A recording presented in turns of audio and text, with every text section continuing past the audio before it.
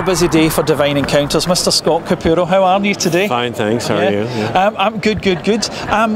What brings you to London today? What have you been up to? Well, I'm shooting this thing, this TV thing that we're doing. So I don't know what it is or who it's for, but we're doing it. It's about gay heritage, gay performers, and the effect through different stages of British entertainment that gay men have had on, and gay women, I guess. Although we didn't really talk about women today. Well, I imagine it's going to be a very interesting programme because there are so many great gay performers that have come through and had a real impact on the entertainment scene, not just in front of camera as well. A lot of them are fat, though. And that's bad, because fat's always bad. But some of them are good. Yes! I guess I'm one of them, although I'm not British. I don't know if I've told you that. But I'm from the US. I just live here. So I can't be responsible for any of this. It's not my fault. Okay. And you talked about coming over from America there. You've made London your home now.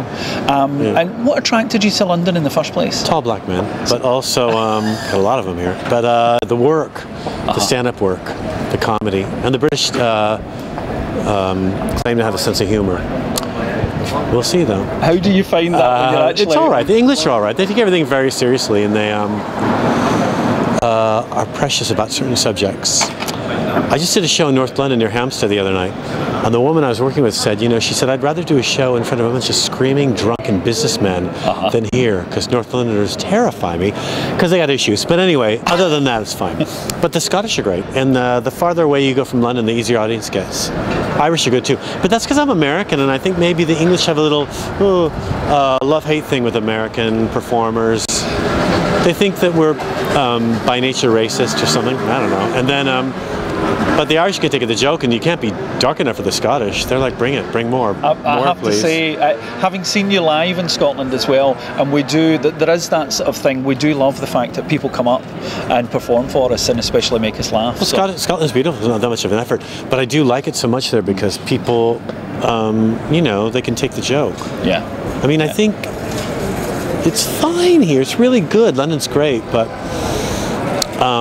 there's a lot of stuff going on. I think there's this weird thing too with the English. They're so terrified of embarrassing themselves or someone else being embarrassed. Stiff upper lip.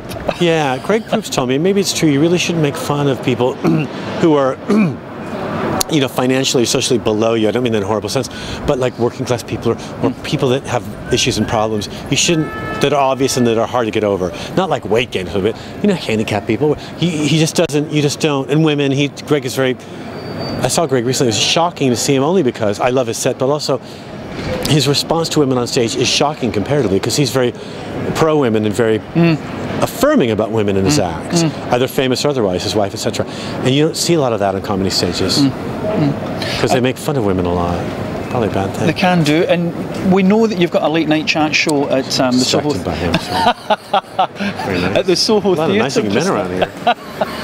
What do you want? What? Is this one of the other attractions for London? Yeah, that's pretty much it, yeah. You mentioned you've got a chat show on at the Soho Theatre just every few months we do it, yeah. Yeah, and what sort of guests do you get on there? We had Stephanie Beacham, she's hilarious. Oh, wow. She's got a story to tell. And Vivian Westwood is on, Matt Lucas. Boy George Galloway, Ken Livingston we had on, he was great. Mel C, she was fun. George Galloway must have been fun because he's somebody, they keep knocking him down and he keeps getting up and coming back for more. I think he does really well because he's smart, well-versed, believes in what he talks about. Yeah. He likes people, he goes out amongst them. I think he scares politicians in the UK because he talks directly to people. Yeah. And he does live chat shows and he can take the grit and the grime of voters standing up and telling them what they think. He's not, or doesn't appear to be, have that buffer that so many politicians seem to have with the voting bloc. Yeah. When you watch, you know, Question Time, it seems like politicians are over there and everyone else is over here saying, can you hear us? And they can't. And Galloway hears you. Whether you agree with him or not, at least he has a response, you know. So the chat show's going well. Are we going to see you in any films again? Because we obviously know you from... No, I refuse to do film work. It's too easy and too high paying. I'd rather struggle on stage. People throwing beer balls at me. Yes, I mean, hopefully. I still audition for stuff. We'll see. I'm old now, though. Nobody wants me anymore. Remember you obviously from that great role in Mrs. Doubtfire as well, and you've worked with somebody who was an actor but also a great comic, Robin Williams. Yeah. Was that much fun? Yeah, it's great. Yeah. Really lovely, really supportive. He hired me. It was great. Yeah, and good fun. And any other projects outside of the chat show, outside of the television show? No, cooking organically, the same old thing. No lactose. Keeping that out of the diet. Trying. And finally, if we want to find out about you online today, do you Facebook? Do you have a website? Do you do the Twitter thing? I do. I jack off in front of the camera every day, 3 p.m. And then, but you don't want to see that. Everyone can do that. Everyone does that. Yes, I have a website. It's my name, scottcapurro.com. And then the chat show is scottcapurrosposition.com. If people want to find out about it. We're going to Belfast with that in October. We're doing it here in October and January. And we may be going elsewhere with it too. It's becoming kind of a thing now that people want it in other places. So. Fantastic. We'll look forward Thanks to that. so much. I Thanks hope I get the chance to come me. I really along. appreciate No. that. And as I say, I saw you live. All right.